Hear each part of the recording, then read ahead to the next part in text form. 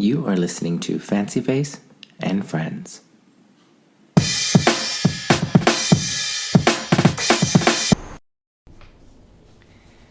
Hello everyone, it's Fancy Face. On today's episode, I have Anthony. Hi, Anthony. Hello everyone. So it's been a while since we've done one of these together. Yes, it's been a few years, I believe. I want to say the last time we did this, you were living in Turkey. I was living in Istanbul. Yeah. So, and now you're in. I'm Ho Chi Minh City, Saigon, Vietnam. Okay, and how long have you been in Vietnam? Just over a year. I celebrated my year anniversary in August, at the end of August. Wow. So I wanted to kind of focus this podcast on, I guess, sort of where you are now in Vietnam and maybe some of the differences between your experiences that you had in Istanbul and Turkey and Ho Chi Minh and Vietnam. Okay, sounds good. So just so listeners know, how long were you living in Turkey? Because now we know that you've lived in Vietnam for over a year. I was living in Turkey just shy of 3 years. Wow. What made you,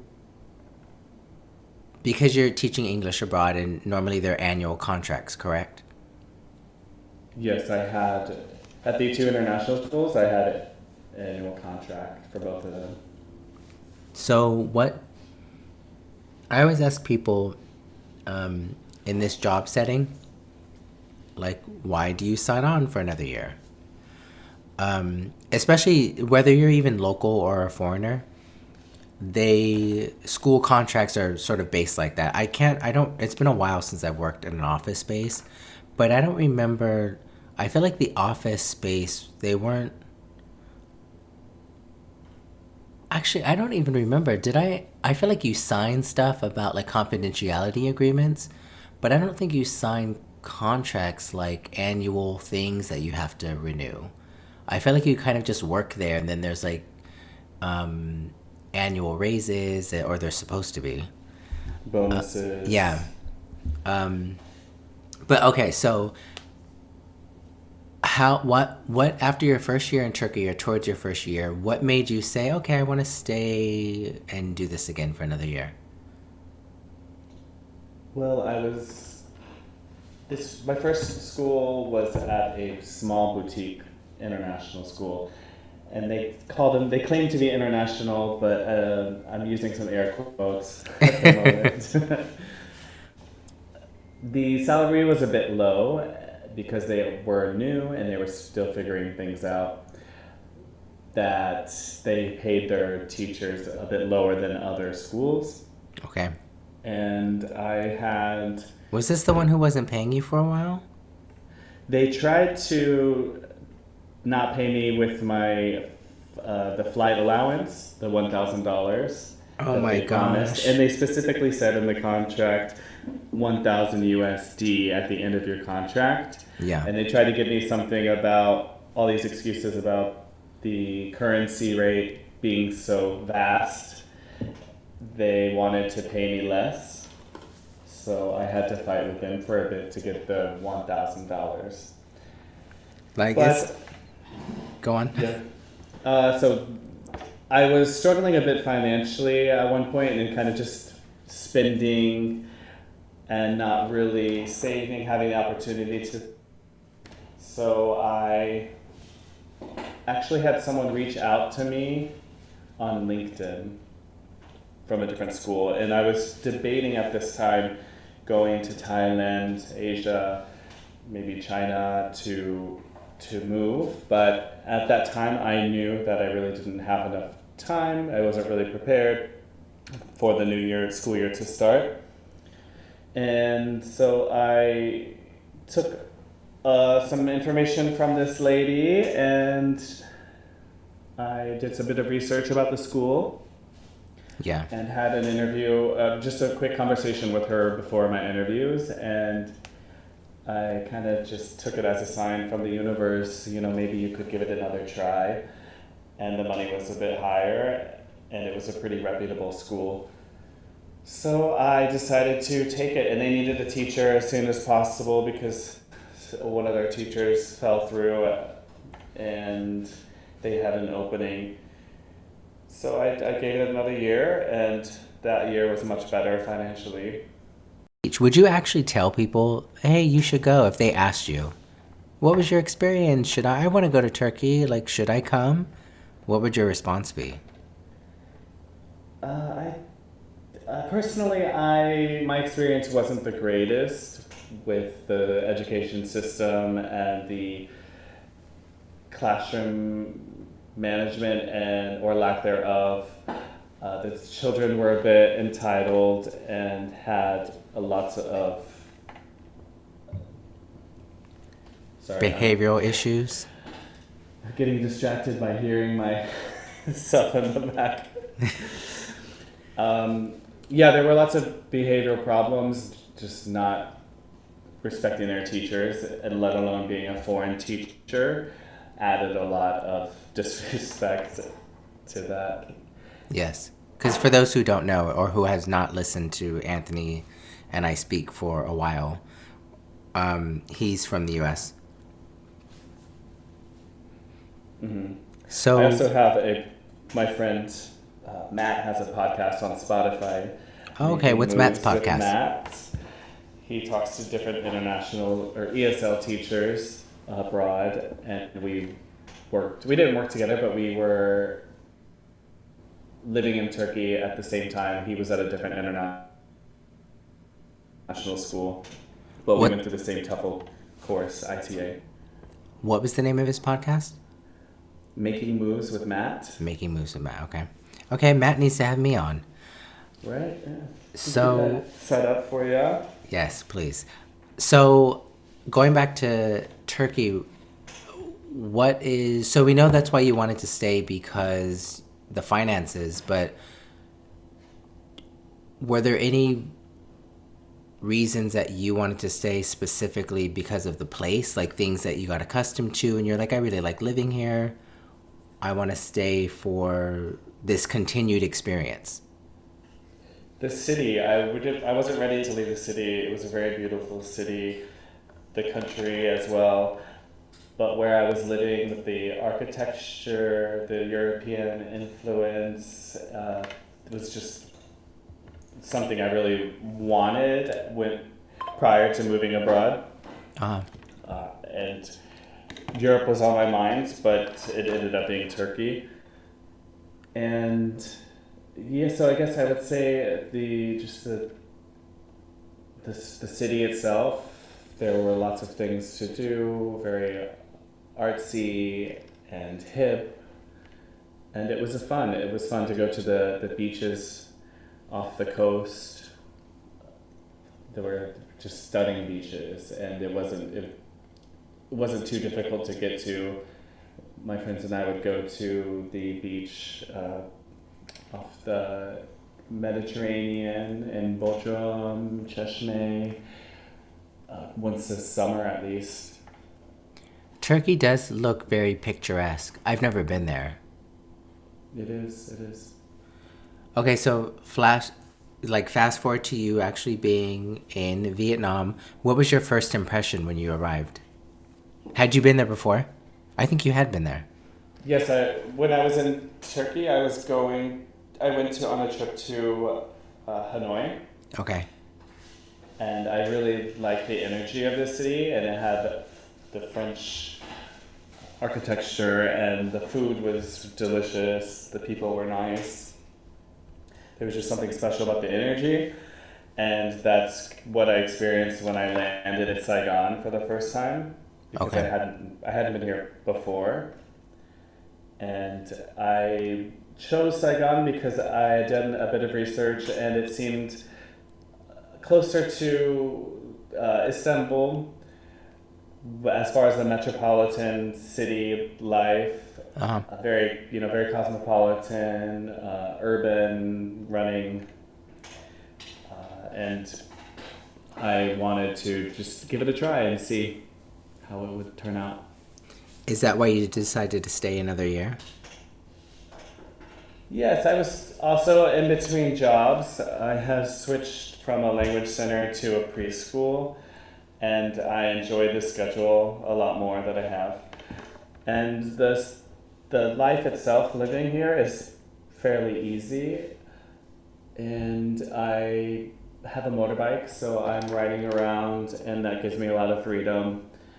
Meeting friends is pretty easy. There's lots of expats, and I think that's what different what's different between Istanbul and Saigon is the expat life is much more vibrant, and Really? the locals, I'm sorry, the foreigners hang out with other foreigners, get to know each other more. But with my experience in Istanbul, everyone had their own friend group, and they didn't really, take in other people as much. Mm. But like I said, these are just my experiences. So of course, if you ask someone else, perhaps they have a different story. Do you think that you have a better time in Vietnam, even by yourself, than in Turkey? Like walking the streets alone, or I don't know, treating yourself to lunch by yourself, or however you spend your alone time, your solitude, even at Well, home. you don't really walk the streets here. They're Okay, right, pretty you have the motorbike. small, and you don't want to get hit by a motorbike or Yeah. bicycle or truck or whatever might come your way. So when I try to find ways to walk, like the grocery store, I will go for a 7-minute walk rather than taking my motorbike. But yes, I think it's easier to maneuver around as a single person, Okay. and being a foreigner, they are pretty curious. Maybe they'll stare, maybe they'll laugh, but they generally leave you alone, or maybe they're just curious and ask you questions. And it's easier to just go and eat by yourself and just spend, $2 on some pho or a banh mi or something. Yeah. I have yet to be there, and it's definitely one of the places that I want to visit.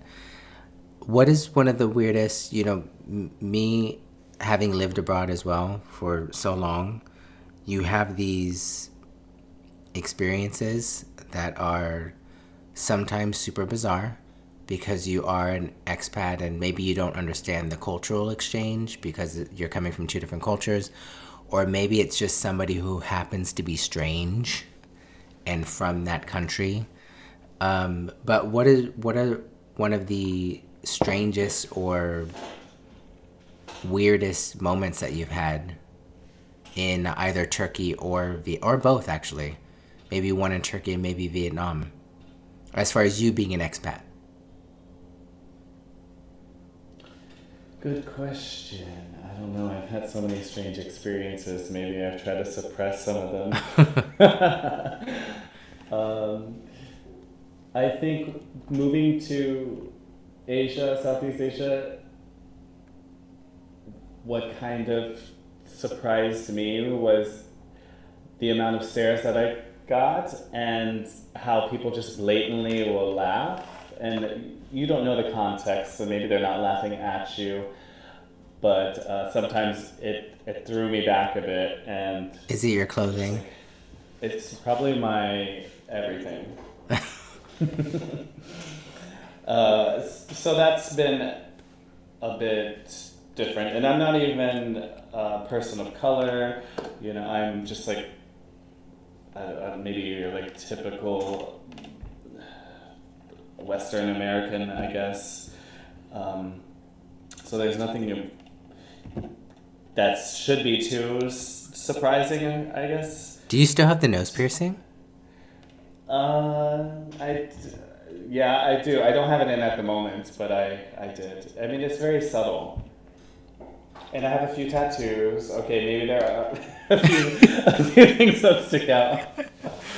I'm just like, your average like cornbread fed American living from Kentucky, Nothing unusual about me except for my tattoos and my facial piercings and my. They've been just blown away by my attractiveness.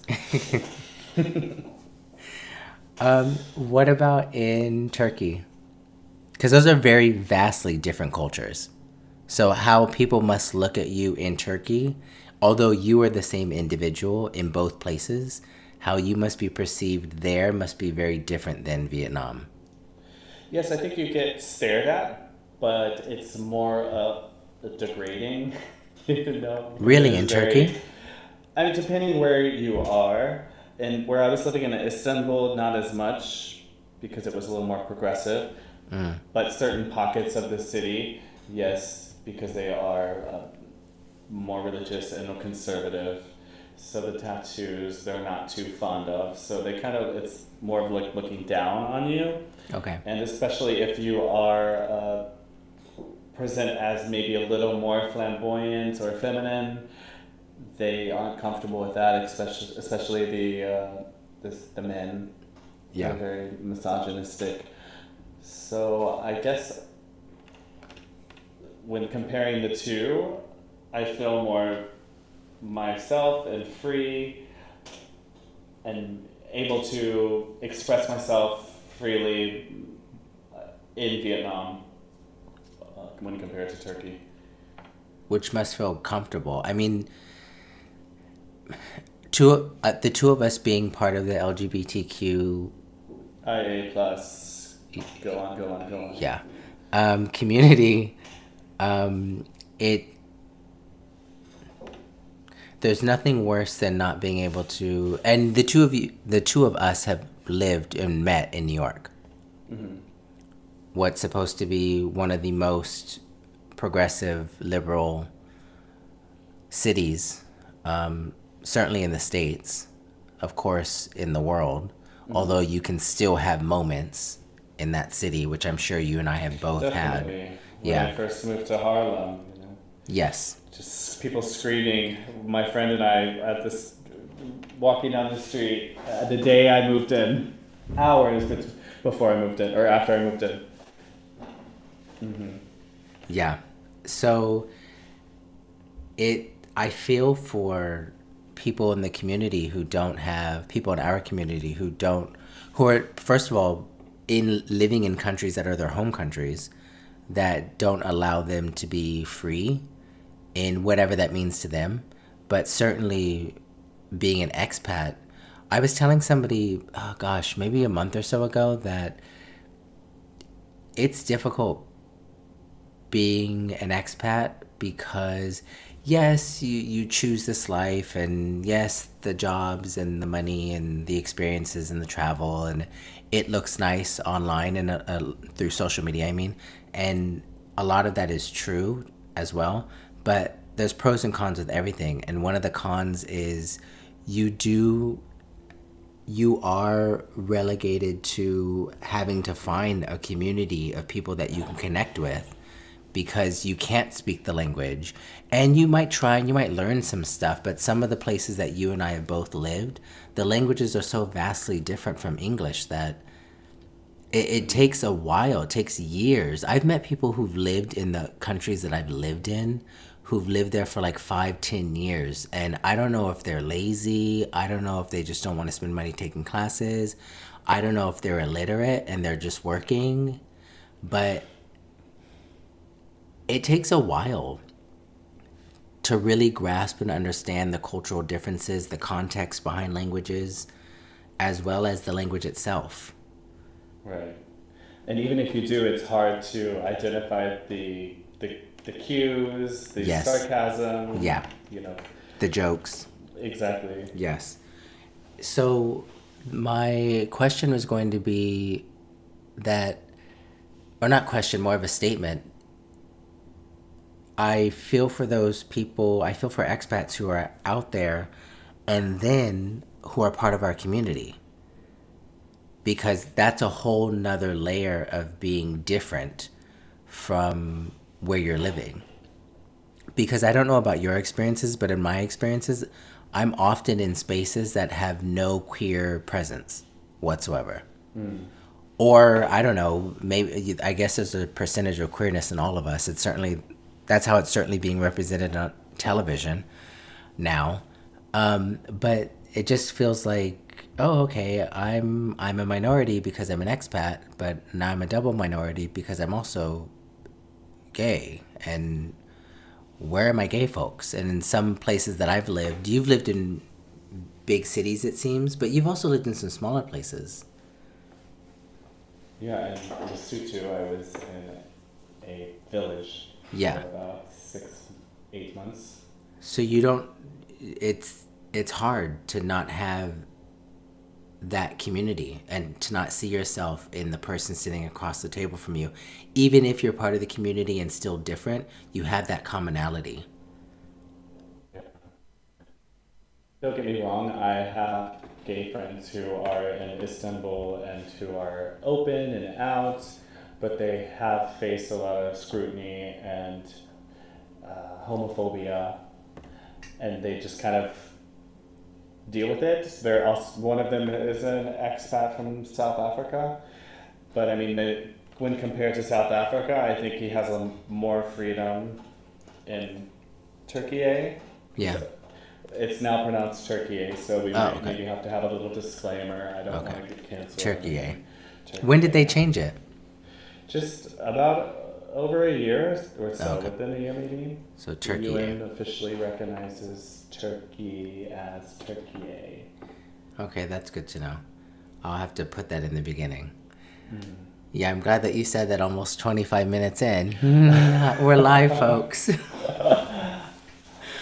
Oops. So getting away from the expat stuff for a second, because this is also kind of a catching up for you and I and for the listeners about your life, because we've done at least a handful of podcasts. Where you are in life right now, not physically, but I guess mentally, what has your been journey? Because you've lived in a handful of countries outside of the States. You've gone back for periods of time. You were part of the Peace Corps during COVID, right? Yes. And then got exiled with the rest of Back to the States. right with the rest of the With Peace Corps. Trump as president and the worst of the worst in the pandemic. Yes, so there's been a lot of struggles that both you and I have had, living abroad certainly, which is just normal, and then all the stuff because of COVID. Where do you feel you are at mentally after all those things? Good question. These good questions. I guess I've been doing a lot of reflecting and trying to just see the journey that has brought me here today, and really have moments of working on myself emotionally and knowing who I am more as a person. And I think that also just has to do with age. I'm approaching 40 in a few years, so I have just been really trying to look inward and understand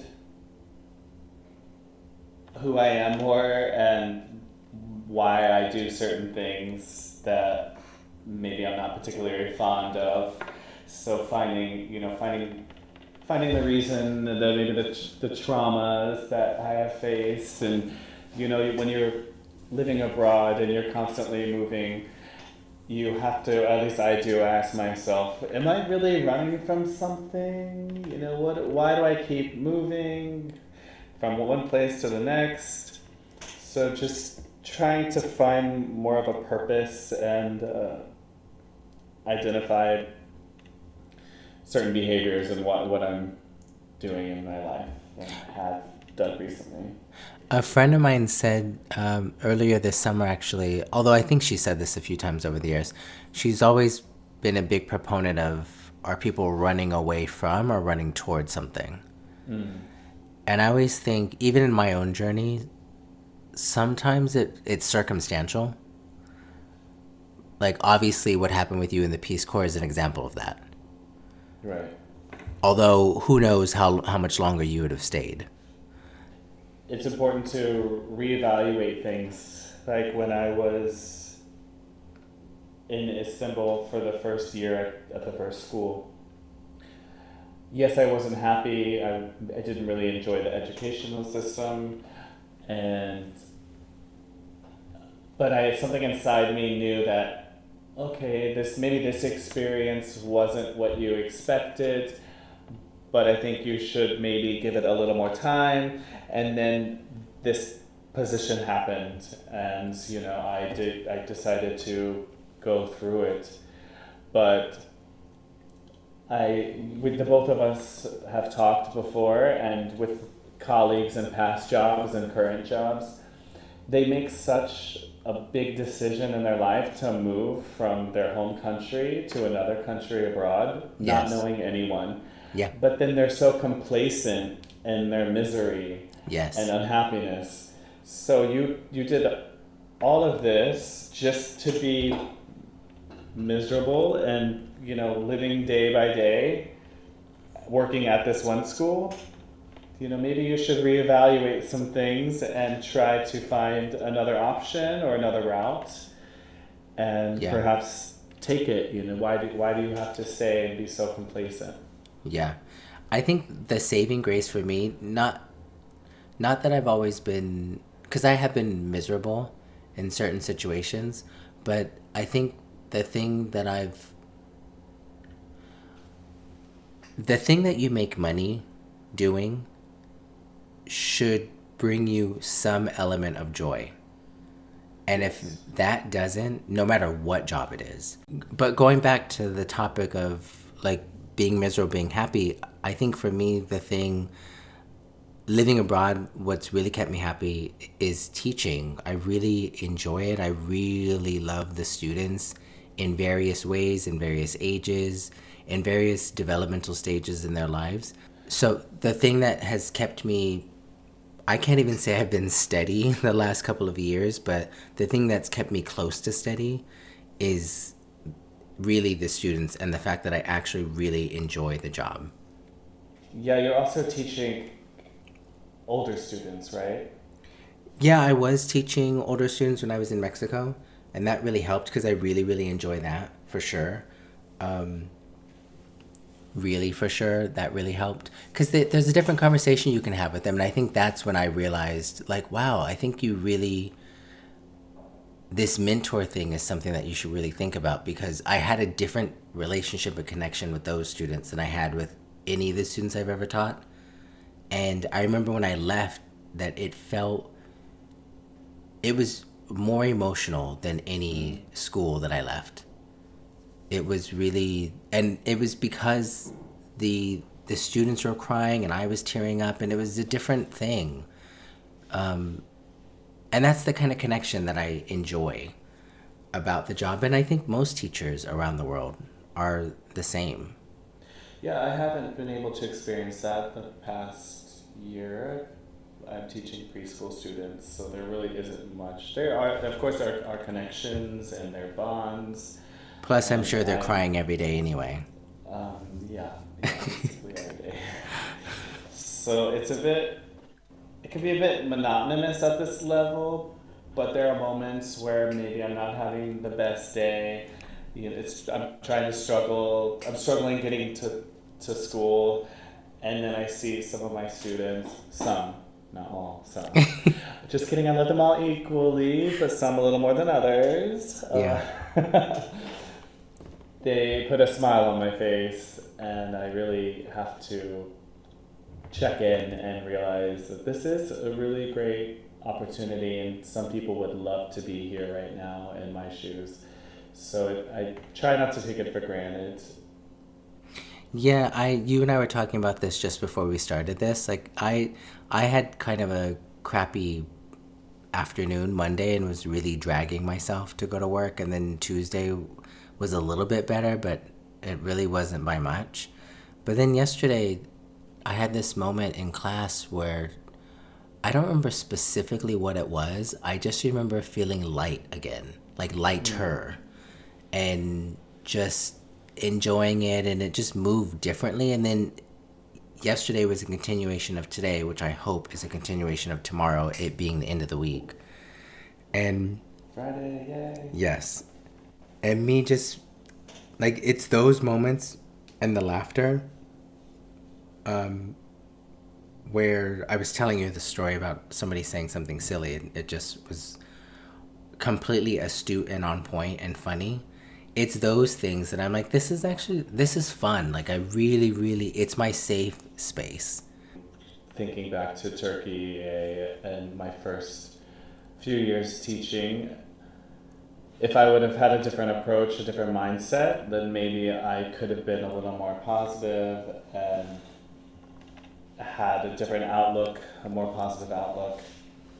But, here we are, and we just have this moment and to try to, show some gratitude and be appreciative of where we are. And that comes with also experience. Yeah. With being in the classroom, and being a new teacher, you want to try really hard and everything has to be perfect. Your lesson has to go smoothly and you have to cover everything and all the objectives. But recently, the last few years, I'm just realizing you have fun and really connect with these students and make an impact. And it's really not that serious at the end of the day. It isn't. I roll my eyes now. Not like At out. the students? Or? No. Not well when they're testing me, yes. Mm-hmm. And when I'm playing around with them, sure. But no, I roll my eyes with the admin stuff now. I'm more like, okay, whatever. Shh. You'll get it when you get it. Like, just I don't. Yeah, I had this case actually today. One of my principals had reached out and she asked if I could include something in my lesson plans. We have one curriculum and we have an option to use something else. Okay. And the old me would have been like, giving her attitude a bit and a little bit of resistance. But now there's just no point and just do it. Okay, whatever. It's going to be a little more inconvenient, but you'll pick it up and it'll be like just like doing your lesson plan the old way. Yeah. So instead of approaching it and feeling a bit hostile, sure, yeah, no problem, I'll take care of it. Yeah. It's fine. But of course in my head, do the parents want to come and make my lesson plan? Because they can. I can give them the link. They can write in, that page that they wanted me to do, they want me to cover. And then I was like thinking, okay, I'll just hand out the worksheet and not even cover anything. They want it here, crumble it up in a ball and put it in their backpack. They don't look at that stuff anyways. Okay, I was just gonna say. It's in their backpack for weeks, and you spend so much time making these materials. And, I have this really cute, crafty idea that we're gonna do, and it's in there. And the Vietnamese teachers are telling me, just keep it here. But no, take it home and show your parents. Mm-hmm. This stuff that I was kind of stressing myself out of, like, we forgot to send the video, or the bell rang, we didn't have time for everybody to do it. No, but I do have to say that Monday I was going through, as we were just talking about, I was really stressed as an expat abroad dealing with bank stuff because that's always an issue. You think it's easy, you set up for an account, whatever. And I did have a moment Monday where I was really frustrated and I said, I want to throw someone off of a roof. But then, you know what? That's old me. Because new me said gratitude. I live in a building that's tall enough that I could push somebody off the roof if I wanted to. Not just a roof, I want a high-rise building. Yes. I want more impact. Right. I That's don't the new me. You're not getting a sprained ankle, okay? Like, no way. Okay, so one last serious question. Serious light, maybe. In this life-affirming journey, that you are on, that we're both on in different ways, in different spaces in our lives. And, everyone out there is always on their own journey. No matter who's joining us for it, for short periods, long periods, whatever. Where is a moment abroad where I definitely know what my moment was, but where is a moment where you felt like, because you said earlier that people move abroad, they don't know what they're really doing, they don't know anyone, it's a foreign country, they don't know language, it's a real challenge, and some people might think it's completely insane. I'm sure our families probably thought that. Mm-hmm. And there's a lot that goes with all of that, emotionally, mentally, physically, for reasons that we've already gone over. But there must be a moment for you where you felt like, you know what, this was the right decision. It may not even be where I am right now, but the idea to live outside of my home country and try something new, I'm glad I did this. Where was that moment? Did you have that moment? Where was it? Was there a singular thing or place or... I guess it was first when I was in the Peace Corps. Okay. And it was a totally different experience than what I have experienced in any other country. It also took a lot emotionally and intellectually to get into the program and accepted and really put myself out there. But at the same time, I had an institution. They would support me and back me up. So if anything were to happen, I had them to fall on. So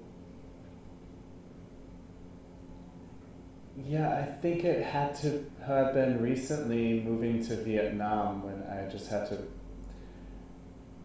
give myself these affirmations and really, it was a struggle for me to move here at first because I had lived in Istanbul for 3 years. I had built a community. I had all these experiences, but it also was at a time where I was floating around in my life and the world was a bit chaotic. So it kind of just felt like, okay, we're just going to do it here. But when moving to Vietnam, I had to really step back and ask myself, is this the right decision? Now you're feeling this loneliness, and to me it felt a little more amplified because I had friends in Istanbul prior to moving there. So I was completely by myself. Okay. And then I did lots of reflecting and realized, wow, you've done a lot and you should be really proud of where you have, the road you have taken and where you are now. And you should just really live in the moment and try to put yourself out there in social situations, meet friends at work, make friends at work, travel. And luckily, the cost of living is a bit actually a lot lower than Istanbul, so I had a little more opportunity to travel within the country and do things. Yeah. Yeah, did that answer your question? Yeah. Yeah. I think for anybody who lives abroad or even travels abroad, which I always suggest that people from the US should do, travel to another country and don't just be lazy and do Canada and Mexico.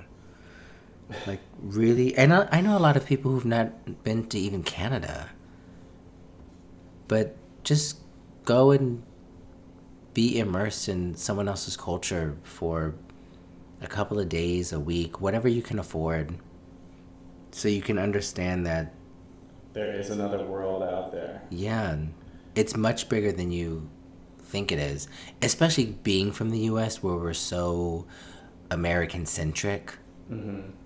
Right. Despite the language barriers, the language Yeah. differences, the cultural differences, we are people. We are the same. We are human. We have the same feelings, emotions. We're going through life trying to figure it out. I think what's also important is you have to continue to put yourself out there when you're living abroad. Yes, yes. Because you can also create your own bubble and your own safety net. Maybe you live in a really expat area, so you are around foreigners a lot. So if you ask for advice, which you didn't, but at this point, you know, I love to be surrounded by the most authentic experience. And I just recently moved a few months ago, and I'm near a park, and I went out before work to get water at the convenience store, and I just had a moment where I told myself, this is a real authentic Vietnamese experience. This is as Vietnamese as you can get. And if I were living in an expat area with lots of foreigners, I wouldn't necessarily get that on a daily basis. Yeah. So just keep putting yourself out there and don't get too stuck and safe. Explore, meet people, do different opportunities that come your way. So on that note, thank you so much, Anthony. It was so nice to catch up and to hear you share your journey and where you are in life right now and your stories about Turkey and Vietnam and teaching. Yes, thank you for having me. Of course. It's been a pleasure. Congratulations to starting your podcast up again. Yay, thank you. I can't wait to do more episodes. I mean, hello, Drag Race. Oh, yeah, the global drag race. Right? Yes, for sure. We got to do that one. And thank you, listeners, for listening.